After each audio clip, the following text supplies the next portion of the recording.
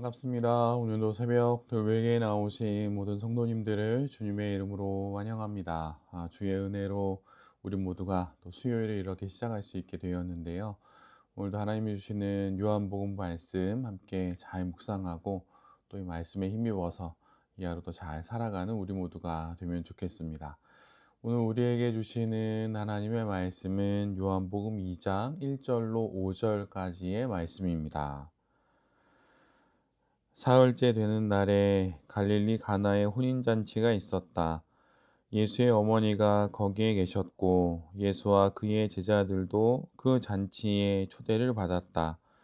그런데 포도주가 떨어지니 예수의 어머니가 예수에게 말하기를 포도주가 떨어졌다 하였다. 예수께서 어머니에게 말씀하셨다. 여자여, 그것이 나와 당신에게 무슨 상관이 있습니까? 아직도 내 때가 오지 않았습니다. 그 어머니가 일꾼들에게 이르기를 무엇이든지 그가 시키는 대로 하세요 하였다. 아멘. 오늘 요한복음 2장의 말씀을 갖고 문제를 통과하여 예수님을 만나야 합니다. 문제를 통과하여 예수님을 만나야 합니다. 라는 제목으로 함께 하나님 말씀을 나누도록 하겠습니다. 1장에서 요한복음의 전체적인 배경을 설명한 사도 요한은 이제 2장에서 드디어 예수님이 누구신지를 증거하기 시작합니다. 그런데 그 방법으로 사도 요한이 선택한 것은 표적입니다. 다른 말로 하면 표징이라고도 하는 것인데 바로 이것을 선택하여서 사도 요한은 예수님을 증거합니다. 사실 표적은 기적과는 좀 다른 것입니다. 기적은 말 그대로 기막힌 일이고 놀라운 사건 이런 것들을 뜻하지요. 그런데 기적은 그것으로 끝이지만 표적은 이와는 좀 다릅니다. 표적은 다른 말로 하자면 어떤 사건의 단서와도 같은 것입니다. 마치 수사관이 하나둘 사건의 실마리들을 모아서 결국 그 사건의 실체에 이르게 되듯이 사도 요한은 우리 모두에게 예수님에 관한 표적들을 하나둘 보여줍니다. 그래서 이것을 통해서 마침내 우리 모두가 도착해야 하는 지점이 있는데 그곳에 이르도록 우리 모두를 인도합니다. 퍼즐의 한 조각 한 조각들이 모여서 결국 하나의 그림을 완성하듯이 요한복음의 모든 표적들은 결국 하나의 사실을 우리 모두에게 보여주는 것이 목적입니다. 이것이 바로 기적과 또 표적의 차이점인 것이죠. 그것이 무엇일까요? 그것은 바로 예수님이 메시아라고 하는 것, 예수님이 그리스도라고 하는 것, 바로 이 사실에 우리 모두가 도착하기를 바라서 사도 요한은 우리 모두에게 표적을 보여주는 것입니다. 누군가가 병을 치유받고 놀라운 이적을 경험하는 것, 그것이 목적이 아닙니다. 그것이 표적의 목적이 아닙니다. 이런 것을 통해서 예수님이 그리스도이요 또 메시아임을 아는 것이 요한복음의 표적들의 목적입니다. 오늘 그러기에 이러한 시선으로 가나 혼인잔치의 사건을 들여다봐야 하는 것이죠. 만약 그렇지 않다면, 만약 이 기준과 방향을 놓쳐버린다면 엉뚱한 결론에 이르게 됩니다. 요한복음에는 7개 정도의 표적이 기록되어 있습니다. 사도 요한이 이렇게 기록한 표적들을 하나하나 우리 모두가 쫓아가다 보면 마침내 요한이 다다른 그 결론, 예수님은 그리스도이시다, 예수님은 메시아이시다 라고 하는 결론에 우리 모두가 다다르게 되는 것입니다. 그러기에 요한복음에 기록된 7개의 표적들을 마치 그 안에 숨겨져 있는 어떤 진리들 찾아내듯 봐서는 안 되는 것입니다. 이미 그 표적들이 가리키고 있는 것은 다 드러나 있기 때문이지요. 바로 예수님이 그리스도시다라고 하는 그 사실, 이것을 우리 모두가 알기 위해서 표적을 우리가 묵상하고 또 표적에 관한 말씀들을 잘 기도하면서 생각해 봐야 하는 것입니다.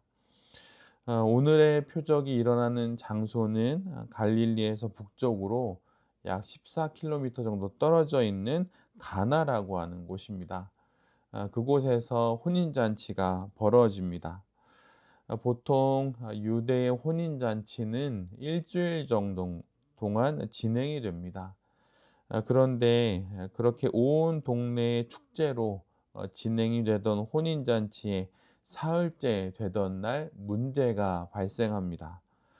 준비한 포도주가 모두 떨어졌던 것이지요. 아직 잔치의 일정은 절반이 넘게 남았는데 큰 문제가 일어난 것입니다. 지금도 그렇지만 결혼식을 준비하면 많은 것들을 신경 쓰게 됩니다. 가장 많이 마음을 기울여서 준비하는 것 중에 하나는 바로 결혼식의 음식이지요. 준비한 음식이 맛이 없지는 않은지 혹은 모자라지는 않은지 많은 신경을 씁니다. 잔칫집의 음식이 떨어졌다는 것은 단순히 음식이 모자란 것이 아니라 잔치 전체의 분위기를 망칠 수 있기 때문입니다. 그리고 혼례가 끝난 이후에도 사람들 입에 오르내리는 이야기가 될 수도 있습니다. 더 나아가서 2000년 전 당시 문화에서는 준비된 음식이 떨어졌다는 것은 하나님의 축복 가운데 시작되는 결혼의 불길한 징조로 여겨지기도 했습니다.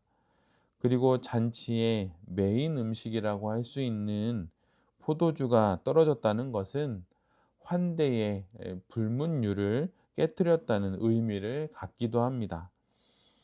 그러기에 포도주가 떨어졌다는 것은 정말 큰 일이 벌어진 것입니다. 정말 난감한 일이 일어난 것입니다. 이 문제는 그러기에 어떻게든 해결해야 합니다. 어디서 구해오든 이 문제를 풀어야 하는 것입니다. 그렇지 않으면 잔치는 완전히 망쳐질 것입니다. 그리고 결혼식 이후에도 신랑과 신부 그리고 가족들은 동네 사람들의 손가락질을 받을 것입니다. 그런데 바로 그때 예수님의 어머니가 이 사실을 알게 됩니다.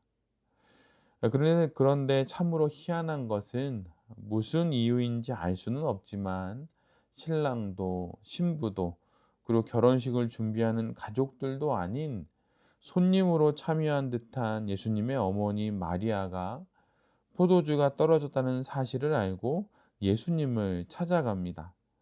그리고 예수님께 이 사실을 이야기합니다. 분명 예수님은 이 잔치에 손님으로 참여한 것입니다. 이 문제를 해결해야 할 사람은 신랑과 또 결혼식에 관련된 사람들입니다. 그런데 그들 모두는 일순간 오늘 본문에서 이 장면의 뒤로 사라지고 어머니 마리아와 아들 예수님이 이 문제를 해결하는 가장 앞자리에 등장합니다. 이것이 바로 이 가나 혼인잔치가 그냥 기적이 아니라 무엇인가를 우리 모두에게 드러내는 표적임을 알게 하는 것입니다. 기적을 경험하고 사태를 해결하는 것은 분명 중요합니다. 그러나 그것에 멈추면 안 됩니다. 예수님은 우리 인생의 많은 문제를 해결해 주십니다. 풀어 주십니다. 그러나 이것은 목적이 아닙니다. 예수님이 기적을 행하시는 목적이 아니라는 것이죠. 이 모든 것들을 통해 우리 모두가 도달해야 되는 지점이 있습니다. 그것은 바로 예수님을 그리스도로 고백하는 것입니다. 우리가 겪는 모든 일들의 최종적인 결론은 그것은 바로 예수님을 더 온전히 그리스도로 알고 믿는 것입니다. 이것이 우리가 경험하는 모든 기적, 신앙적인 체험, 놀라운 표적들의 결론인 것입니다. 예수님을 그리스도로 고백할 수 있을 때 그 어떤 시련과 고난도 우리 모두에게 결국은 가장 의미 있는 것들이 되는 것입니다. 바로 이것을 알게 하시기 위해 예수님께서 우리들의 문제들 속에 들어오셔서 그 수많은 문제들을 해결해 주시는 것이고, 우리로 그 문제를 넘어 그 문제를 해결하시는 예수님을 바라봄으로 말미암아 예수님을 그리스도로 고백하게 하는 것입니다. 신앙은 우리들의 필요에 집중된 그 시선을 넘어서서 결국은 예수 그리스도를 바라보게 하는 것이고, 그 시선을 통해 영원한 구원을 소망하게 하는 것입니다. 물론 삶의 필요가 또 우리의 삶에 다가온 문제들의 그 해결이 아무것도 아니라거나 또는 병의 치유가 무의미하다거나 하는 그런 뜻은 결코 아닙니다. 필요의 충족과 병의 치유, 사태의 해결이 중요합니다. 그러나 우리의 시선이 이것 앞에서만 멈춰진다면 우리의 신앙은 삶의 문제 해결과 또 풍요와 평안을 위한 도구와 수단이 될 뿐입니다. 그리고 나아가선 예수님 역시 우리의 이러한 평안한 삶의 제공자 정도로 취급하게 되는 것입니다. 어떤 문제 속에 있든 어떤 형편 속에 있든 결국은 예수님을 그리스도로 고백하고 예수님이 이루신 구원을 바라보게 되는 것이 바로 우리들이 갖고 있는 신앙인 것입니다. 그 신앙으로 삶의 모든 상황들을 바라보고 또 그 문제를 통과해내는 그러한 사람들이 결국은 그리스도인이 되는 것이지요.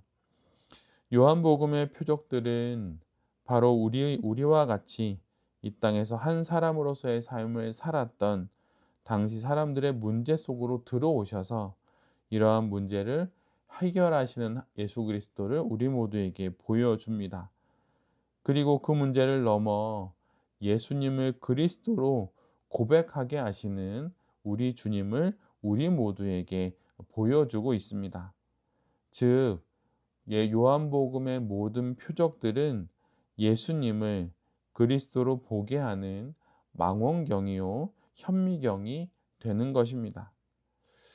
우리가 우리의 삶에서 어떤 상황을 만나고 어떤 경우를 겪더라도 그 안에서 예수님을 그리스도로 고백하게 되는 그러한 결론에 이르게 된다면 우리가 겪는 모든 일들은 결국은 하나님 안에서 가장 의미 있는 일들이 되어가고 있는 것입니다. 문제를 통해 결국 예수를 그리스도로 고백하게 되는 그러한 인생을 살아가는 우리 모두가 될 수 있기를 간절히 바랍니다. 새벽 돌베기의 모든 성도님들과 또 이 말씀을 전하는 제 자신이 단순히 문제 해결만 바라는 것이 아니라 그 문제를 통과하여서 그 문제를 해결해 주시고 함께 겪어 주시는 예수님을 그리스도로 고백하는 그 결론과 지점에까지 이르게 되는 신실한 그리스도인들이 될 수 있기를 간절히 기도드립니다. 아멘. 함께 기도하겠습니다. 주님, 우리 모두가 이 땅의 삶을 살아가며 삶의 많은 문제들을 겪습니다. 그럴 때마다 문제가 속히 해결되기를 주님께 기도합니다. 그리고 문제가 해결되면 어느새 주님을 잊고 그렇게 일상을 살아가게 됩니다. 주님, 우리가 겪는 모든 문제들 속에서 문제 해결을 위하여 기도하지만 그 문제를 통과하여서 결국은 예수님을 그리스도로 고백하는 그 지점에까지 이룰 수 있도록 주님 인도하여 주시고 그 거룩하고 신실한 성도로 살아갈 수 있는 우리 모두가 되게 하여 주시옵소서. 오늘도 이 하루를 살아가며 우리가 풀어야 하는 삶에 많은 문제들이 있습니다. 그 문제들을 풀어주시고 해결해 주시고 또 그것을 통하여서 결국은 예수님을 그리스도로 고백하게 되는 우리 모두가 되게 하여 주시옵소서. 이 모든 말씀 예수 그리스도의 이름으로 기도드립니다. 아멘.